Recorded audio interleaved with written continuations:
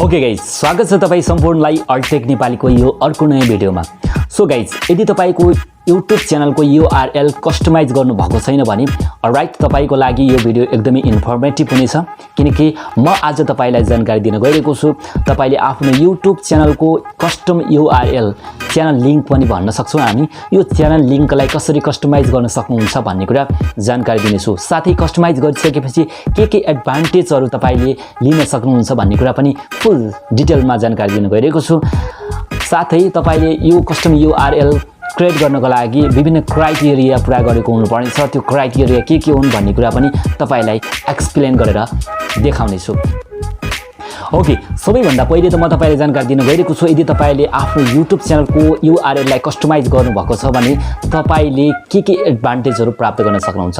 So first of all त तपाईले प्राप्त गर्न सक्नुहुन्छ इजी टु रिमेम्बर, यानी कि तपाईलाई जब कस्टमाइज नगरेको YouTube च्यानलको जुन URL छ, URL लाई तपाईले सम्झन सक्नु हुँदैन। यानी कि यस्तो प्रकारको देख्न सक्नुहुन्छ www.youtube.com/channel/ucsyzpkk हुन्छ के हैन त यहाँनेर त। एन्ड देन तपाईले देख्न सक्नुहुन्छ, मलाई पढ्न पनि गाह्रो हुन्छ, तर यहाँनेर जब तपाईले कस्टमाइज गर्नुहुन्छ यहाँनेर तपाईले देख्न सक्नुहुनेछ यस्तो प्रकारको www.youtube.com/c/alltechnepali। सो तपाईले चुज गर्नु पर्यो भने कुन चुज गर्नुहुन्छ?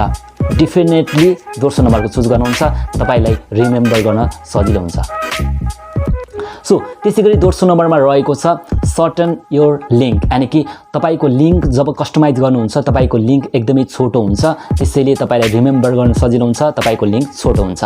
सो त्यसैगरी तेस्रो नम्बरमा रहेको छ इजी टु शेयर, यानी कि जब तपाईले आफ्नो साथीहरुलाई आफ्नो च्यानलको लिंकलाई शेयर गर्न चाहनुहुन्छ भने जब तपाईले कस्टमाइज गर्नु भएको छैन भने तपाईले कपी एन्ड पेस्ट गर्नुपर्ने बाध्यता हुन सक्छ नसम्झेको कारणले गर्दाखेरि। यो त भयो तपाईले आफ्नो YouTube च्यानलको URL लाई कस्टमाइज गरिसकेपछि के एडभान्टेज हुन्छ भन्ने कुरा। अन्य एडभान्टेज पनि तपाईले लिन सक्नुहुन्छ, धेरै एडभान्टेजहरु छ। सो त्यसैगरी अब यहाँनेर क्राइटेरियाको कुरा गरौँ। सो क्राइटेरिया के पार गर्नुपर्ने हुन्छ तपाईले कस्टमाइज गर्नको लागि भन्ने कुरा। सो त्यसको लागि तपाईले आफ्नो YouTube च्यानलमा सबैभन्दा पहिले त 100+ सब्स्क्राइबर पूरा गरेको हुनुपर्ने छ। जब तपाईले 100+ सब्स्क्राइबर पूरा गर्नुहुन्छ तब मात्र तपाईले यो अप्सन पाउनुहुन्छ। त्यसैगरी दोस्रो नम्बरमा रहेको छ तपाईको YouTube च्यानल 30 दिन पुरानो भएको हुनुपर्ने छ। सो त्यसपछि मात्र तपाईले आफ्नो कस्टमाइज गर्न सक्नुहुन्छ URL लाई। त्यसैगरी तपाईको जुन प्रोफाइल छ, प्रोफाइल पिक्चर छ, यानी कि त्यो लोगो राख्ने ठाउँ छ, लोगो अपलोड गर्ने ठाउँ छ, त्यहाँनेर तपाईले लोगोलाई चाहिँ अपलोड गर्नु भएको हुनुपर्ने छ। ओके, त्यसैगरी चौथो नम्बरमा रहेको छ अपलोड योर च्यानल ब्यानर, यानी कि तपाईले आफ्नो च्यानल ब्यानरलाई अपलोड गरेको हुनुपर्ने छ। यहाँनेर कस्तो कन्डिसन हुन्छ त भनेपछि तपाईको प्रोफेसनल होस् या नहोस् तपाईको त्यो ठाउँमा चाहिँ खाली भएको हुनुपर्ने छैन।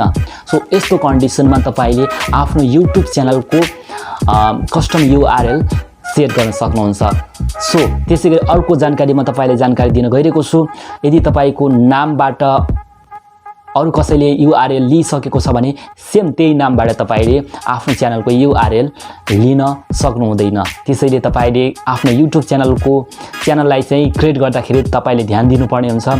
तपाईको जुन URL छ त्यो URL अरु कसैले लिएको छ कि छैन भन्ने कुरा चेक गर्नुपर्ने हुन्छ। सो यो त भयो तपाईले कसरी आफ्नो URL लाई चाहिँ कस्टमाइज गर्नको लागि के क्राइटेरिया पूरा गर्न सक्नुहुन्छ भन्ने कुरा तपाईलाई जानकारी दिएँ। सो भिडियो स्टार्ट गरौँ है त। ओके गाइज, त्यो भन्दा अगाडि म तपाईलाई एउटा रिक्वेस्ट गर्न चाहन्छु। यदि तपाईले यस च्यानललाई सब्स्क्राइब गर्नु भएको छैन भने कृपया सब्स्क्राइब गरिदिनु होला र घण्टीको आइकनमा क्लिक गरेर अल नोटिफिकेसनमा क्लिक गर्नु होला, ताकि आउँदा दिनहरुमा तपाईले यस्तै इन्फर्मेटिभ र युजफुल भिडियोहरु हेर्न पाउनुहुनेछ। ओके गाइज, अब म तपाईलाई जानकारी दिन गइरहेको छु तपाईले आफ्नो YouTube च्यानलको कस्टम URL कसरी क्रिएट गर्न सक्नुहुन्छ भन्ने कुरा। सो मैले यहाँनेर आफ्नो ल्यापटपको स्क्रिन अन गरिसकेको छु, किनकि यहाँनेरबाट तपाईले आफ्नो फन्टहरु ठुलो देख्न सक्नुहुन्छ। त्यो कारणले गर्दाखेरि मैले आज यहीबाट सिकाउन गइरहेको छु। बट तपाईले यो काम चाहिँ आफ्नै मोबाइलबाट गर्न सक्नुहुन्छ easily. Same to same process, कुनै पनि भिन्नता तपाईले पाउनु हुने छैन। सो त्यसको लागि तपाईले एउटा काम गर्नुपर्ने हुन्छ। आफ्नो मोबाइलको जुन एकाउन्ट छ YouTube एकाउन्ट छ त्यो YouTube एकाउन्टलाई डेस्कटप साइटमा ओपन गर्नुपर्ने हुन्छ। सो कसरी डेस्कटप साइटमा ओपन गर्ने भन्ने कुरा पनि म तपाईलाई जानकारी दिँदै छु। ओके गाइस, त्यसको लागि तपाईले आफ्नो मोबाइल ओपन गरिसकेपछि क्रोम ब्राउजरलाई ओपन गर्नुहोला। क्रोम ब्राउजरलाई ओपन गरिसकेपछि यहाँनिर सर्च बारमा गएर youtube.com टाइप गर्नुहोला। ओके, youtube.com टाइप गरिसकेपछि सर्च गरिदिनु होला। सर्च गरिसकेपछि तपाईको यस्तो प्रकारको इन्टरफेस आउँछ। यो चाहिँ मोबाइल भर्सनमा ओपन हुन्छ तपाईको युट्युब च्यानल। अब तपाईले डेस्कटप साइटमा गर्नको लागि यो 3 डटमा क्लिक गर्नु होला। 3 डटमा क्लिक गरिसकेपछि स्क्रोल अफ गरेर डाउनमा जानु होला। डेस्कटप साइट भनेर लेखेको छ यहाँनिर। डेस्कटप साइटमा हजुरले टिक गरिदिनु भयो भने तपाईको एकाउन्ट डेस्कटप साइटमा आउँछ। जुन सेम इन्टरफेस तपाईले ल्यापटप कम्प्युटरमा देख्नुहुन्छ त्यही इन्टरफेस अब तपाईले आफ्नो मोबाइलमा देख्न सक्नुहुनेछ। सो अबको बाँकी प्रोसेस म आफ्नो ल्यापटपबाट देखाउँछु है त। ओके गाइज, म फेरि पनि आफ्नो स्क्रिनमा आइसकेको छु, यानि कि ल्यापटपको स्क्रिनमा आइसकेको छु। अब बाँकीको प्रोसेसहरू म यहीँबाट तपाईलाई सिकाउन गइरहेको छु। सो त्यसको लागि तपाईले सबैभन्दा पहिले त राइट कर्नरमा आफ्नो युट्युब च्यानलको लोगो देख्नु भएको छ होला। यदि देख्नु भएको छैन भने अलिकति जुम गर्नु होला, तपाईले देख्न सक्नुहुन्छ। सो यसमा क्लिक गर्नु होला। यसमा क्लिक गरिसकेपछि तपाईले यो च्यानल भन्ने अप्सन पाउनुहुन्छ, त्यसमा क्लिक गर्नुपर्ने हुन्छ। ओके, यसमा क्लिक गरिसकेपछि कस्टमाइज च्यानल भन्ने अप्सन आउँछ, यसमा क्लिक गर्नु होला। अलराइट गाइस, त्यसपछि तपाईको माझमा यस्तो प्रकारको इन्टरफेस ओपन हुन्छ। यदि तपाईको माझमा च्यानल कस्टमाइजेसन भन्ने एउटा अप्सन आएको छैन भने, यो अप्सन आएको छैन भने तपाईको अलिकति यहाँनिर स्क्रोल डाउन गर्नुभयो भने यो अप्सन पाउनुहुन्छ। यो अप्सनमा तपाईले क्लिक गर्नुपर्ने हुन्छ।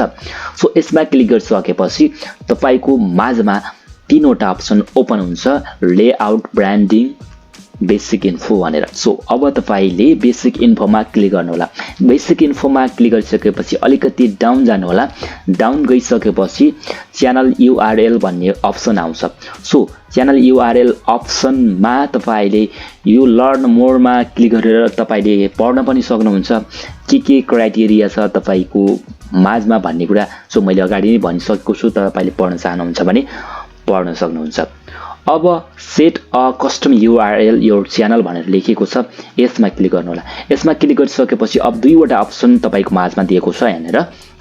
यो 2 वटा अप्सन मध्येबाट तपाईले यो दोस्रो अप्सन भनेको के त भनेपछि तपाईले यही नै राख्न चाहनुहुन्छ कि तपाईले अल्फाबेट थप्न चाहनुहुन्छ, कुनै पनि अक्षरहरू एड गर्न चाहनुहुन्छ भन्ने कुरा यहाँनिर तपाईलाई सोधिरहेको छ। सो तपाईले थप्न चाहनुहुन्छ भने थप्न सक्नुहुन्छ, यहाँनिर थप्न सक्नुहुन्छ। बट म यहाँनिर माथिको नै चुज गर्न चाहन्छु, एकदमै इजी छ, www.youtube.com/c/alltechnepali। सो म यही नै चुज गर्छु। सो त्यसपछि तपाईले यहाँनिर पब्लिक्स भन्ने एउटा अप्सन पाउनुहुन्छ। राइट साइडमा पब्लिक्स भन्ने अप्सन पाउनुहुनेछ लोगोको तलतिर। सो त्यसमा क्लिक गर्नु होला। अब कन्फर्म गर्नु होला। सो कन्फर्म भइसकेपछि तपाईको यहाँनिर सेट भइसकेको छ, कस्टम युआरएल क्रिएट भइसकेको छ। ओके, यसरी तपाईले आफ्नो युट्युब च्यानलको कस्टम युआरएल क्रिएट गर्न सक्नुहुन्छ। अब यो कस्टम युआरएललाई तपाईले सबैको तपाईको साथीलाई सेयर गर्न सक्नुहुन्छ। तपाईको जुनसुकै अडियन्स छ उसलाई चाहिँ तपाईले सेयर गर्न सक्नुहुन्छ। खाली टाइप गरेर मात्र पनि तपाईले www.youtube.com/c/alltechnepali भनेर टाइप गरेर तपाईले सजिलैसँग तपाईको अडियन्सलाई सेयर गर्न सक्नुहुन्छ। सो हेरौँ है त, अब यो अप्सनबाट यो युआरएलबाट मेरो च्यानल ओपन हुन्छ कि हुँदैन। ओके, मैले क्रोम ब्राउजर ओपन गरेको छु। अब यहाँनिर पेस्ट गरिदिन्छु। सो पेस्ट गरेर म इन्टर गरिदिन्छु। इन्टर गरिसकेपछि देख्न सक्नुहुन्छ यो कस्टम युआरएल मार्फत सजिलैसँग मेरो युट्युब एकाउन्ट ओपन भइसकेको छ। अलराइट गाइज, हजुरले हेरिसक्नु भएको छ। यो भिडियो तपाईलाई कस्तो लाग्यो? मन पर्यो भने कृपया लाइक गरिदिनु होला र शेयर गरिदिनु होला।